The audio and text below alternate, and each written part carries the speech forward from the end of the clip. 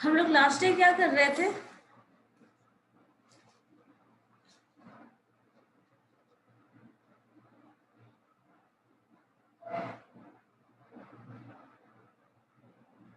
बताइए, क्या पढ़ रहे थे हम लोग लास्ट डे?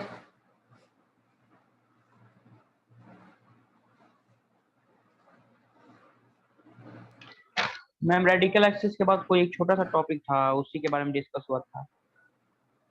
रेडिकल एक्सिस के बाद कोएक्सियल सिस्टम ऑफ सर्कल जो था हम लोगों ने वो किया था ना। Yes ma'am. So coaxial system of circle कैसे निकालते हैं, रेडिकल एक्सिस वगैरह ये सब। Yes ma'am. ओके, चलो ठीक है। 4 ही लोगों ने ज्वाइन किया है, शुरू करें? Yes ma'am. चलो ठीक है, देखते हैं हम लोग आज रेडिकल एक्सिस की कुछ प्रॉपर्टीज है वो डिस्कस करते हैं। क्योंकि होता है कभी कभी क्वेश्चन जो होता है रेडिकल एक्सिस का प्रॉपर्टीज पे बेस्ड भी हो सकता है, और उसके बेसिस पे आपको coaxial system of circle formulate करने के लिए बोला जा सकता है। तो हम लोग देखते हैं आज रेडिकल एक्सिस की कुछ प्रॉपर्टीज। लाइक देखिए क्या है। हम लोगों ने देखा था रेडिकल एक्सिस को डिफाइन, सॉरी, रेडिकल एक्सिस से कैसे फॉर्म होता है सर्किल, सिस्टम ऑफ सर्किल। वो चीज यहाँ देखते हैं रेडिकल एक्सिस पे कैसे बेस्ड है और क्या।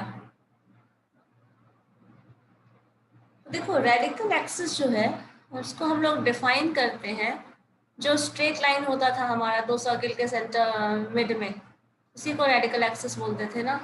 Radical axis of two circles, मान लीजिए रेडिकल एक्सिस को डिफाइन करना है, और रेडिकल एक्सिस हमेशा पेयर ऑफ सर्किल के बीच में ही आता था, पेयर ऑफ सर्किल के टर्म में ही डिफाइन करते थे। तो radical axis of two circles, जो सर्कल्स आपका गिवन है that is S G1 G1 F1 C1, मतलब आपका सर्किल का इक्वेशन है that is x square plus y square 2gx1 2gx 2g1x plus 2f1y plus c1 is equal to 0, ऐसे term में आता है। इसी तरह s दूसरा सर्किल आ जाएगा x square plus y square plus 2g2x plus 2f2y plus c2 is equal to 0। ये टू सर्कल्स इज, ये जो रेडिकल एक्सिस है इसको डिफाइन कर रहे हैं, दोनों सर्किल के टर्म्स में आएगा। Is locus of a point which has equal power to both the circles, जो दोनों सर्किल पे इक्वल पावर होगा जिसका एक रेडिकल एक्सिस का, उसे हम लोग रेडिकल एक्सिस बोलते हैं। रेडिकल एक्सिस एक स्ट्रेट लाइन है, टू सर्कल्स के रेफरेंस पे हम इसको डिफाइन कर रहे हैं, और वो क्या है, एक लोकस ऑफ अ पॉइंट है। जैसे लोकस ऑफ अ पॉइंट हम लोग सर्किल में डिफाइन करते थे, जो सेंटर था वो क्या है, लोकस ऑफ अ पॉइंट है। उसी तरह रेडिकल एक्सिस है, ये लोकस ऑफ पॉइंट है which have equal power to both the circle. अब मान लो equal power of to both the circle बोल रहा है, तो क्या हम ऐसा लिख सकते हैं, एस G1 F1 C1 के टर्म में डिफाइन कर सकते हैं, that is equal to S जो दूसरा सर्किल है G2 F2 C2 के टर्म में डिफाइन कर लेते हैं, और दोनों इक्वल है। अब इसी चीज को इक्वेशन के फॉर्म में लिखे तो हम लिख सकते हैं इसको, पहले टर्म को x square plus y square plus 2g1x plus 2f1y plus c1 is equal to, दूसरा सर्कल जो है वो हमारा, उसका इक्वेशन हम लोगों ने लिख दिया इधर, x square plus y square plus 2g2x plus 2f2y plus c2 is equal to, आपका ये दोनों इक्वेट कर रहे हैं, इक्वल टू 0 के टर्म में सर्कल डिफाइन होता ही है, और चूंकि दोनों इक्वल टू 0 है तो दोनों आपस में इक्वल टर्म आ गया। अब इसी में देखो कैंसिल करो तो एक्स स्क्वायर कैंसिल हो जाएगा, वाई स्क्वायर से वाई स्क्वायर कैंसिल हो जाएगा, जो टर्म बचा है हमारे पास that is 2g1x 2f1y plus c1 is equal to 2g1x plus 2f2y plus c2, ये टर्म आ रहा है। अब दोनों टर्म चूंकि स्ट्रेट लाइन है, इक्वेट कर रहे हैं, तो हम इस टर्म को भी इधर ले आते हैं। जब इस टर्म को इधर लाएंगे तो देखिए 2g1x यहाँ है, ये इधर आएगा तो माइनस हो जाएगा 2g2x, तो हम लोगों ने क्या किया, यहाँ G1 है, x और 2 जो है वो दोनों में देखो कॉमन दिख रहा है, in this term and in this term. तो 2 G1 minus G2 into x plus 2 times F1 minus F2 into y, C1 minus C2 is equal to 0। अब ये जरा देखिएगा ध्यान से, तो आपको G1 क्या होगा, this is the centre of first circle, x coordinate of centre of first circle. G2 क्या है, x coordinate of centre of second circle, F1 y coordinate of centre of first circle, F2 क्या है, y coordinate of centre of second circle. ये जब भी होगा that is a constant, F1 F2 है वो भी एक कांस्टेंट होगा। अब जरा देखो ये पूरा टर्म एक कांस्टेंट होगा G1 G2 और 2, तो आप इसको जब सिंप्लीफाई करेंगे तो ये पर्टिकुलर नंबर आएगा। इसी तरह यहाँ भी एक पर्टिकुलर नंबर होगा, C1 C2 तो आपको बताइए कांस्टेंट है, तो डिफरेंस करेंगे that is also a constant is equal to 0। अब जरा देखो यहाँ इस टर्म का कोएफिशिएंट x है, इस पूरे टर्म का कोएफिशिएंट y है, और ये जो टर्म है दैट इज अ कांस्टेंट। क्या ये स्ट्रेट लाइन का इक्वेशन दे रहा है, मुझे ये बताइए।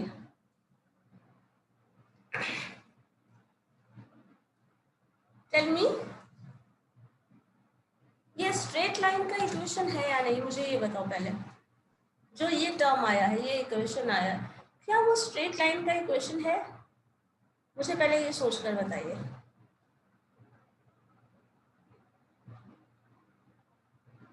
अच्छा, मुझे स्ट्रेट लाइन का इक्वेशन कैसा होता है वो बताओ।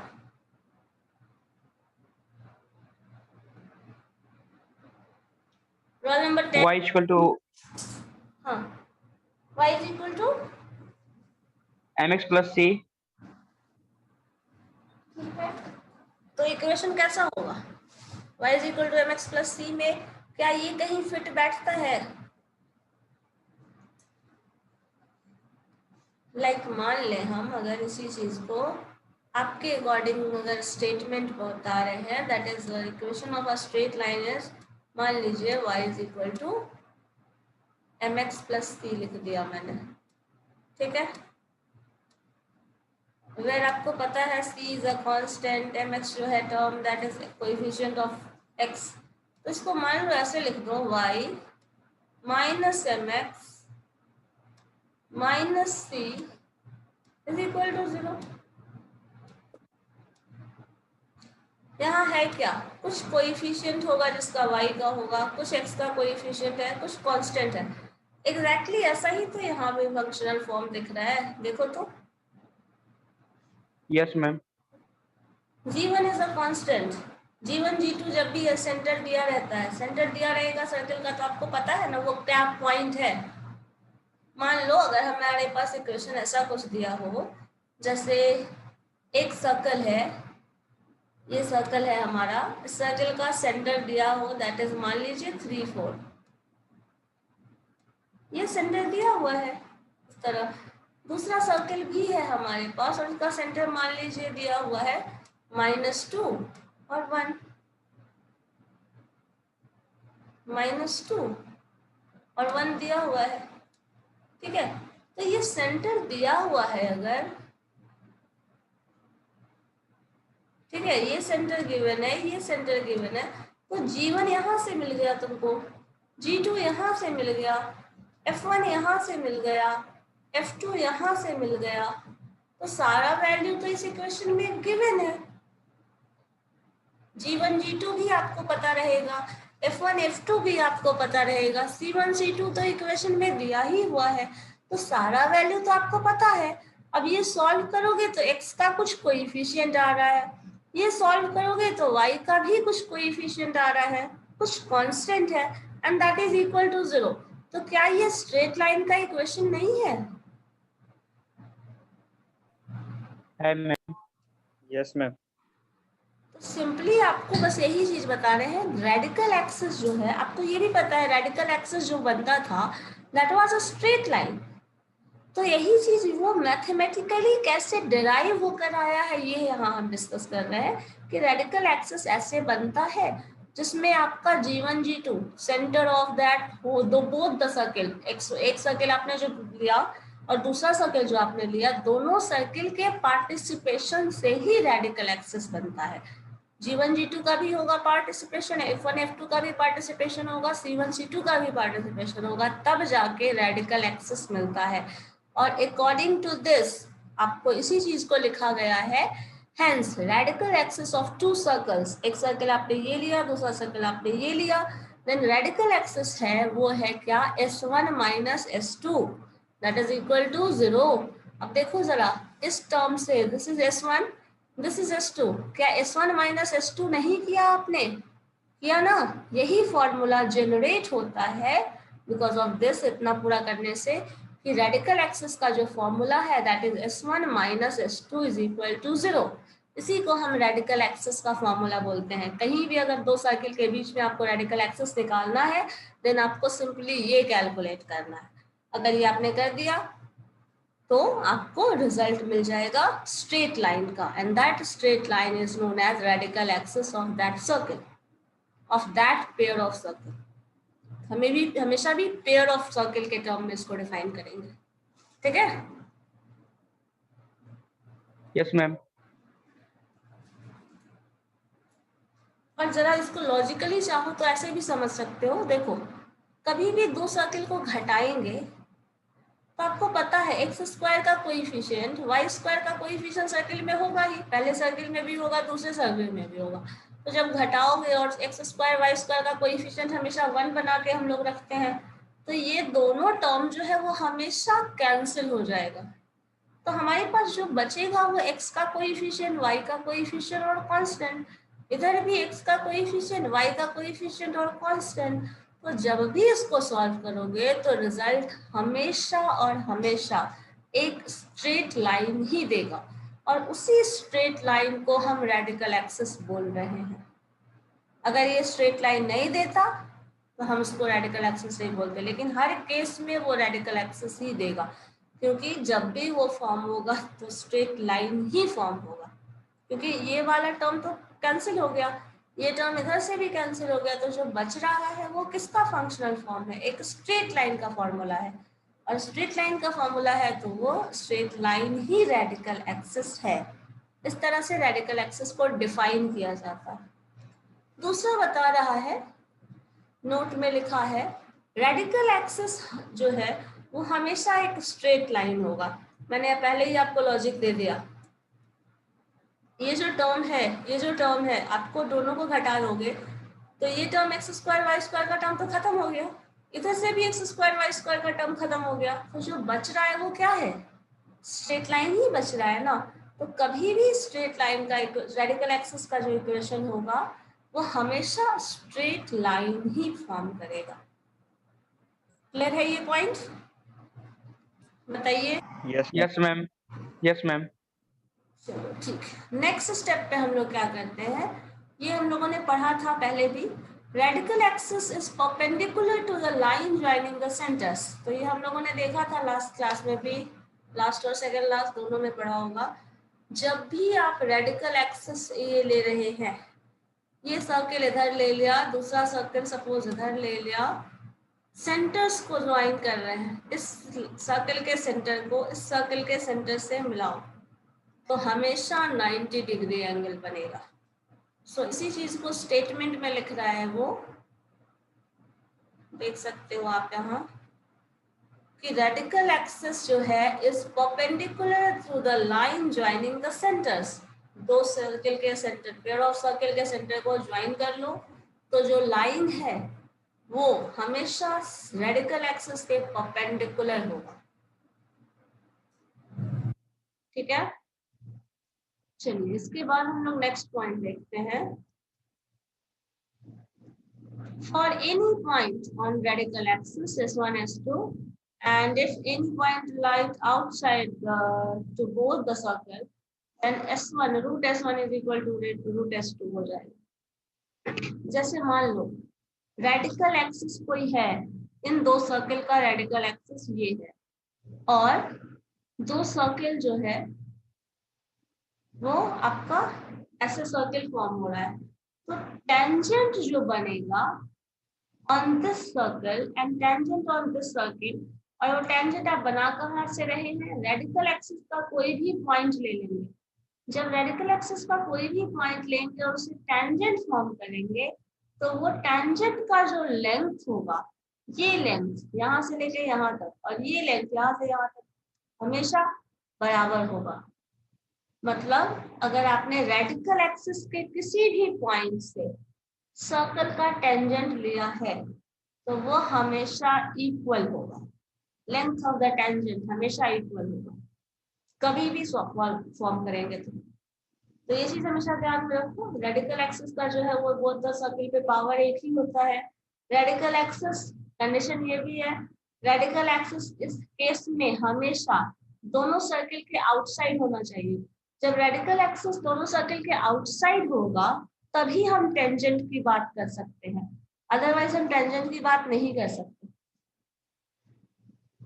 और कभी वैसे हम लोगों को ये भी पता है, कभी भी सर्किल फॉर्म करेंगे, देखो रेडिकल एक्सिस हम लोगों ने बहुत सारे एग्जांपल देखा था। आपका एक इंटरसेक्टिंग सर्कल था, इसमें रेडिकल एक्सिस कुछ कॉमन कॉर्ड आता था।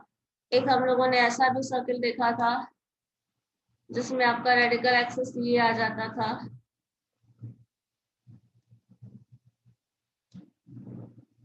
ये आ जाता है। एक हम लोगों ने ये भी देखा था जिसमें सेंटर अलग अलग है, दो सर्कल, और आपने रेडिकल एक्सिस यहाँ बनाया। तो जब भी आप बात करेंगे टेंजेंट की और आपने रेडिकल एक्सिस से टेंजेंट लेना है, तो कभी भी सर्किल जो है वो दोनों सर्किल के बाहर ही बनेगा, जो रेडिकल एक्सिस है वो कभी भी। इसी चीज को यहाँ लिखा भी है पॉइंट में, देखो लिखा है फॉर एनी पॉइंट, जो भी any point on radical axis, आपने कोई भी पॉइंट ले लिया रेडिकल एक्सिस में, सपोज मैंने ये ले लिया, और एंड कंडीशन है and if the point lies outside to both the circle, ये पॉइंट जो है वो दोनों सर्किल के आउटसाइड लाई करता है, तब लेंथ और तब जो है in that case root S is equal to root S two होगा, या फिर लेंथ ऑफ टेंजेंट जो है वो दोनों इक्वल होगा। इसके बाद नेक्स्ट है, देखो ये बताओ तो ये पढ़ा था पहले,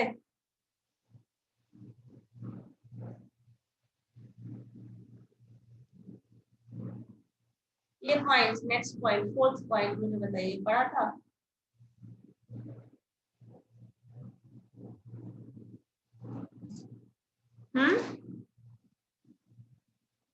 कोई कुछ बोल ही नहीं रहा है, सब लोग हैं या नहीं?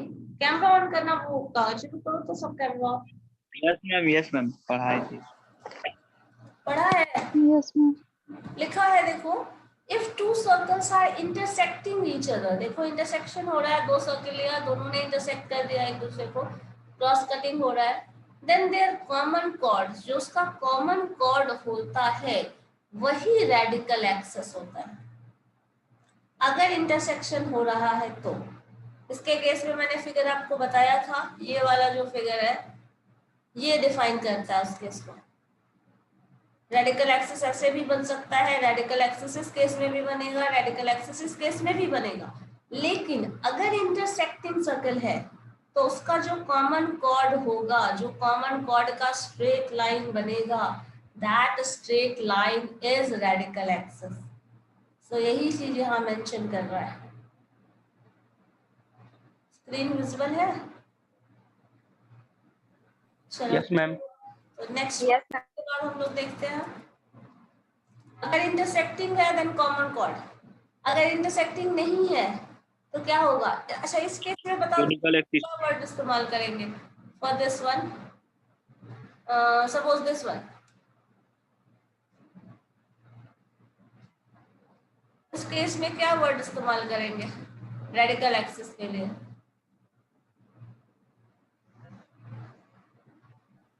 रेडिकल एक्सिस ही में। रेडिकल एक्सिस के सिवा और कोई नाम देना चाहे तो, जैसे इस केस में मैंने रेडिकल एक्सिस को कॉमन कॉर्ड कह दिया, इस केस में कोई और नाम है?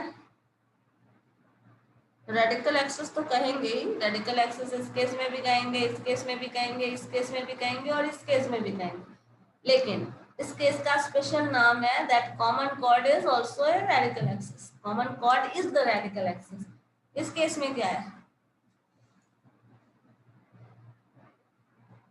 जो स्ट्रेट लाइन आ रहा है वो देखो क्या बना रहा है, कैसा है, ध्यान से देखिए उसको, बताइए क्या है।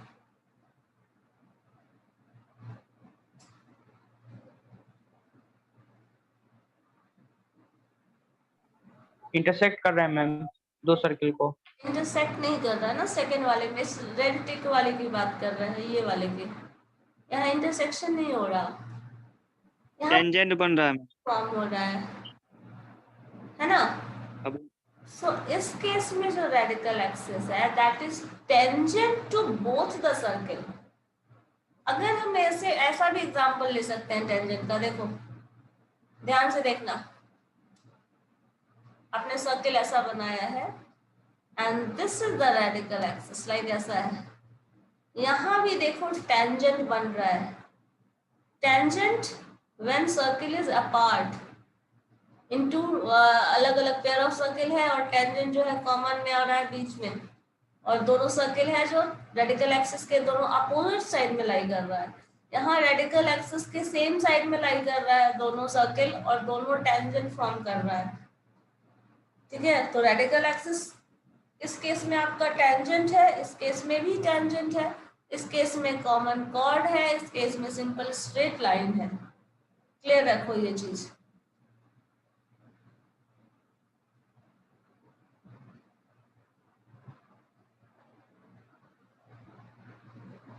ठीक है।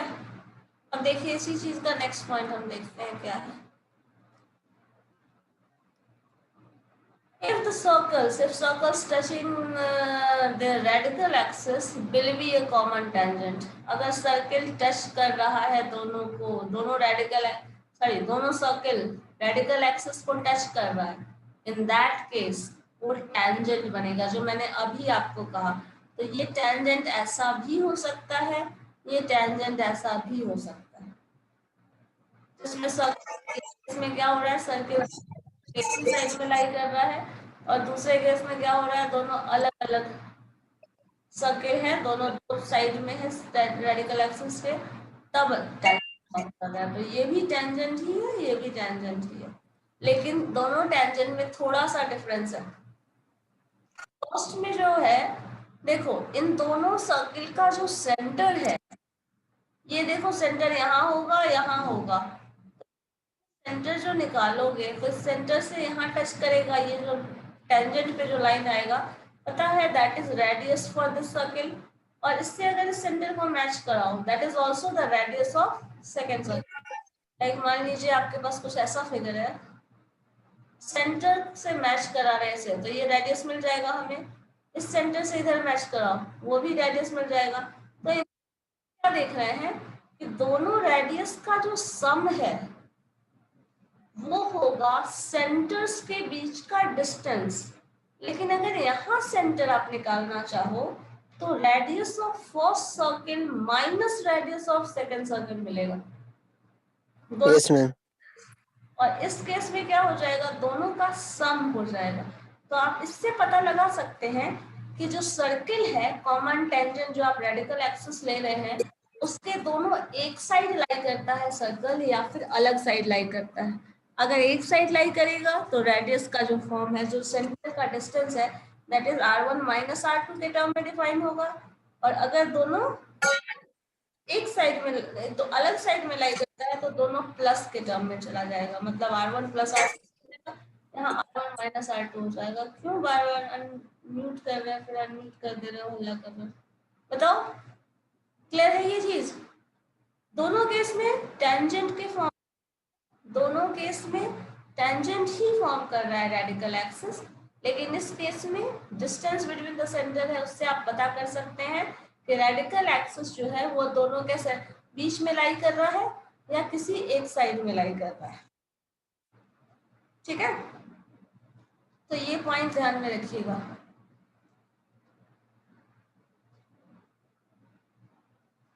कुछ कंफ्यूजन है तो बोलो।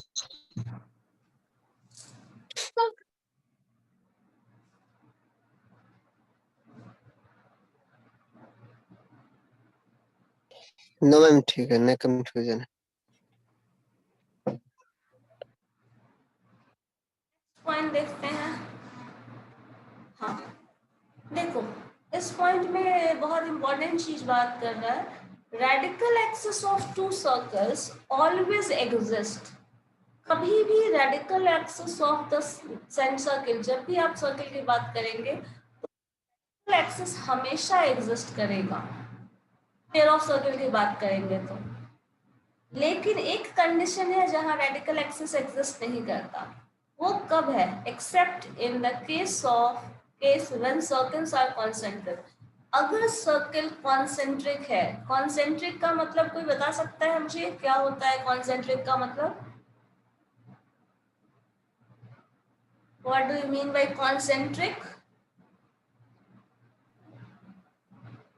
नहीं, देखो जब दो सर्कल ले रहे हैं और दोनों सर्कल का सेंटर सेम हो, ये सेंटर है और यही सेंटर इस सर्किल के लिए भी है और यही सेंटर इस सर्किल के लिए भी है, in that case radical axis नहीं एग्जिस्ट करता। इसके सिवा और जो भी केस होगा रेडिकल एक्सिस एग्जिस्ट करेगा। बट अगर सर्किल कॉन्सेंट्रिक हो जाए, कॉन्सेंट्रिक मीन्स दो अगर पेयर ऑफ सर्किल की बात कर रहे हैं और दोनों circle, in that case radical axis will not exist, except that हमेशा exist करेगा। ठीक है?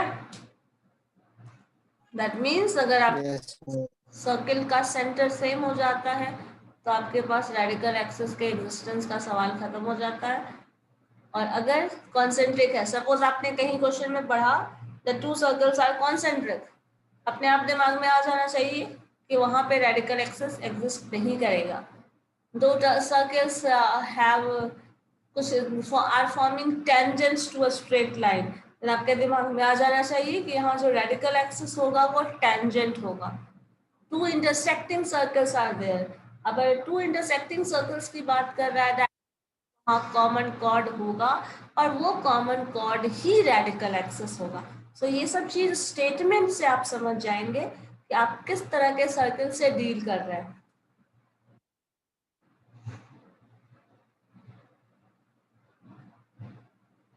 चलो नेक्स्ट पॉइंट देखो। If one of the circle is contained by the other, then radical axis will be outside to both the circle। जो मैंने अभी graph बताया था, एक सर्किल है वो दूसरे में कंटेन्ड है, दैट मीन्स और रेडिकल एक्सिस फॉर्म हो रहा है। ये कुछ ऐसा एक्स वाला फिगर है जो मैंने बताया था, और उसमें दूसरा सर्किल कंटेन करता है, ठीक है? तो जो रेडिकल एक्सिस होगा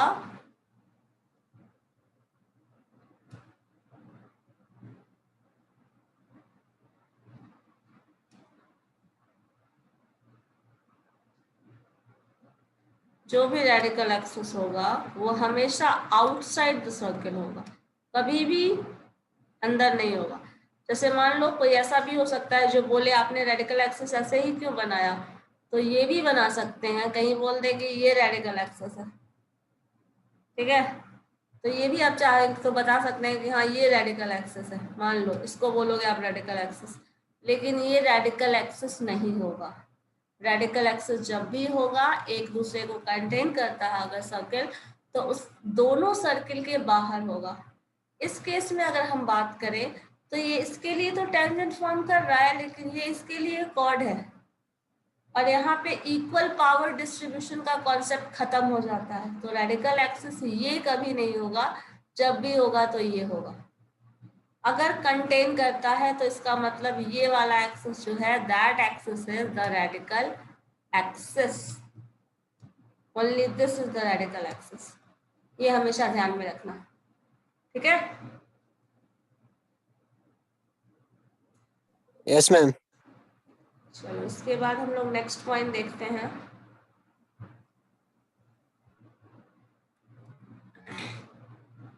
हाँ, यहाँ पे एक पॉइंट देखिए, ये बता रहा है radical axis of to tangents bisect their common tangent.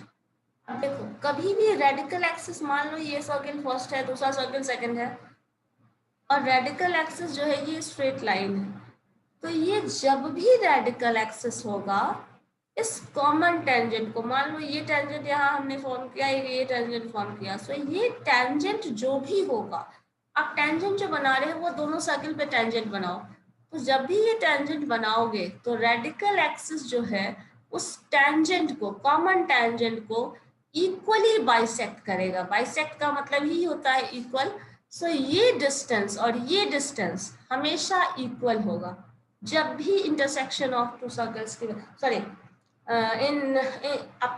Sorry क्या बोल रहा है, टेंजेंट को इंटरसेक्ट करने की बात करेंगे बाय रेडिकल एक्सिस, देन वो हमेशा इक्वली बाइसेक्ट करेगा। मतलब ये पोर्शन और ये पोर्शन, मान लो ये अगर डिस्टेंस है, हम लोगों ने इस टेंजेंट को नहीं लिया, इस टेंजेंट को ले लिया, तो ये रेडिकल एक्सिस आ रहा है, ये डिस्टेंस और ये डिस्टेंस हमेशा इक्वल होगा। तो आप इस प्रॉपर्टी पे बेस्ड कुछ क्वेश्चंस भी बना सकते हैं, हो सकता है आपको दे दिया जाए this is the radical axis, ये एक कॉमन टेंजेंट है, ये डिस्टेंस गिवन हो, तो आप ये डिस्टेंस पूछा जाए तो आप बता सकते हैं। तो इस तरह से आप कुछ भी प्रॉब्लम्स समझ सकते हैं। ये एक प्रॉपर्टी है रेडिकल एक्सिस की कि अगर कॉमन एक टेंजेंट ले रहे हैं, कॉमन टेंजेंट ले रहे हैं, तो रेडिकल एक्सिस उस कॉमन टेंजेंट को हमेशा बाइसेक्ट करेगी, टू इक्वल पार्ट्स में डिवाइड कर देगी हमेशा।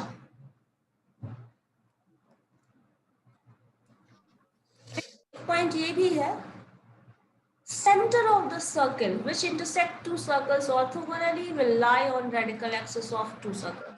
ये क्या बता रहा है, एक सर्कल है वो 90 डिग्री का एंगल बना रहा है विथ दिस सर्कल।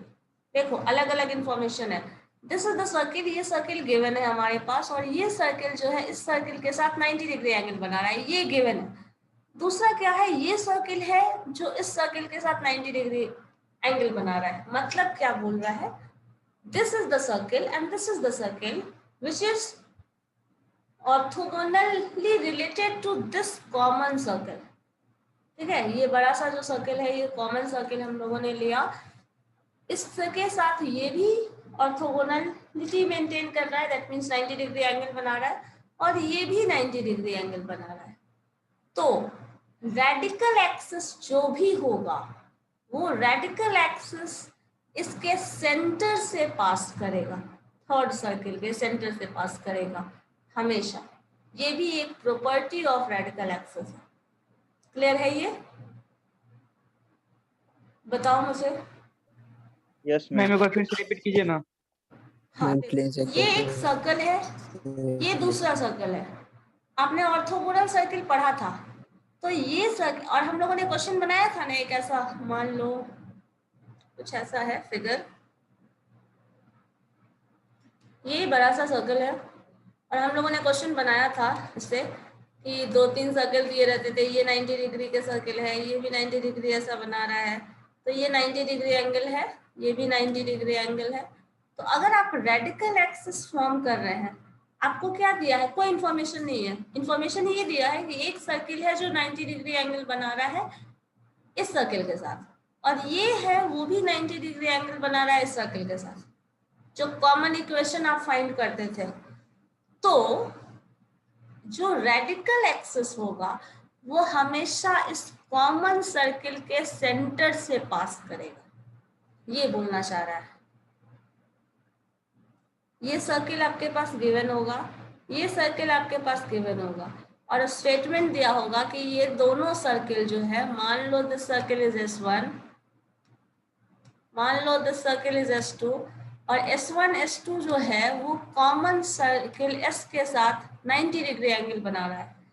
तो जो इन दोनों सर्किल का रेडिकल एक्सिस है, जो कि ये है, वो हमेशा थर्ड सर्किल के सेंटर से पास करेगा, ये मतलब है इसका। Yes ma'am. ठीक है, तो ये सारा property yes ma'am. Radical axis था, जिसके बेसिस पे क्वेश्चन का इंफॉर्मेशन आपको दिया जा सकता है, ट्विस्ट किया जा सकता है, और उसके बेसिस पे आप क्वेश्चंस का आंसर करेंगे। कैसे करेंगे, क्या करेंगे, वो उस पर डिपेंड करता है। तो ऑर्थोगोनलिटी वाला तो हम लोगों ने क्वेश्चन ढेर सारा सॉल्व किया था, तो इसी पे बेस्ड ये वाला प्रॉपर्टी है। अब मुझे एक बार बताइए देख के कि इन सारे प्रॉपर्टीज में कहीं कुछ बचा है जो कंफ्यूजिंग है, ये एक्सप्रेशन में भी कोई कंफ्यूजन है तो बताओ। एक मिनट करना है। मैम हम लेट से आए थे, वो थोड़ा सा समझा दीजिए ना। समझना है, पहले ये बताइए क्या कहाँ कंफ्यूजन है। जब ये वाला बता रहे थे तो हम क्लास में थे ही नहीं।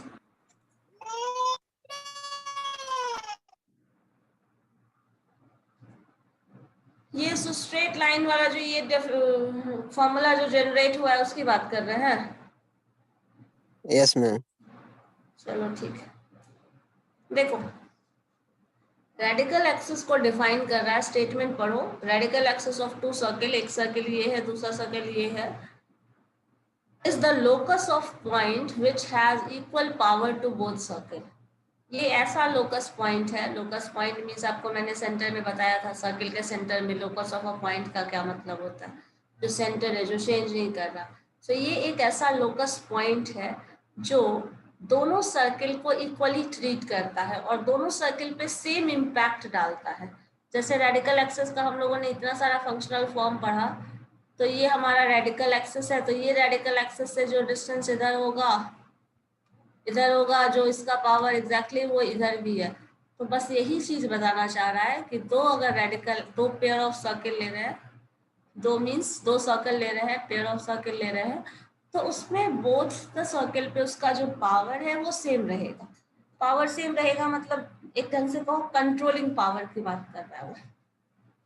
अब ये एस सर्किल आप इक्वेशन है, इक्वल है power, that means this circle is equivalent to this circle. उसको मैथमेटिकली इक्वल पावर को हम लोगों ने ऐसे लिख लिया। अब इस सर्किल का इक्वेशन लिख दिए, दूसरे सर्किल का इक्वेशन लिख दिए। पहले सर्किल का इक्वेशन और दूसरे सर्किल का इक्वेशन को आपस में इक्वेट कर दो, x square y square 2g1x 2f1y plus c1 x square plus y square 2g2x plus 2f2y plus c2। अब इन दोनों में देखो एक्स स्क्वायर और वाई स्क्वायर इधर कॉमन है, इधर भी वही है, कैंसिल कर दो, जो बचा वो ऐसे लिख दिया।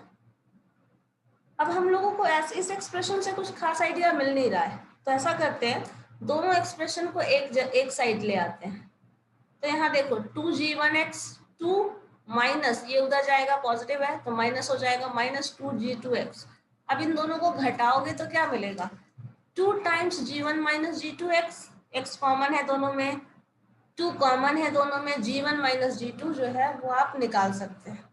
ठीक है, इसी तरह f2 के केस में देखो 2f1 minus f2 into Y कर दिया, प्लस c1 माइनस c2 0 कर दिया, और ये जो लाइन आ रहा है, ये जो टर्म आ रहा है, that is the equation of a straight line.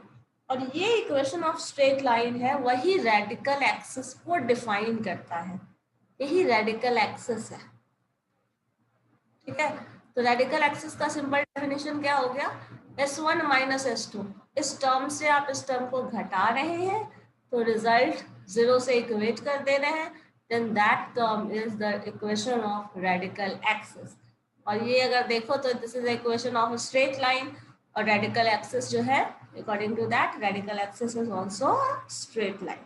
So इतना सिंपली हम लोगों ने इसको सिंप्लीफाई करके फॉर्मूला जनरेट कर लिया, यस मैम। और इसी का फिर डिडक्शन है। रेडिकल एक्सिस स्ट्रेट लाइन होता है, वो परपेंडिकुलर